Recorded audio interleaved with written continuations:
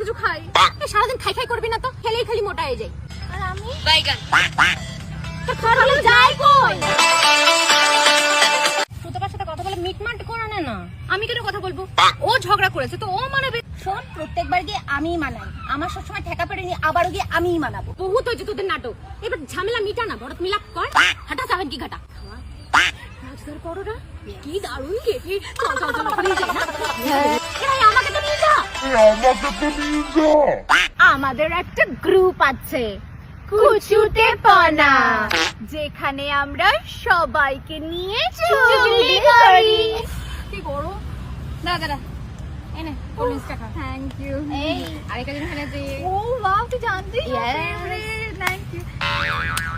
যখন তোমার কেউ ছিল না তখন ছিলাম আমি, আজকে তোমার সবাই আপন, আর পর হয়েছি আমি। আমাদের গ্রুপে একজন শর্ট টেম্পার্ড, একজন আবার জ্ঞানী, আর তুই কি ছিটাল। ছিটাল?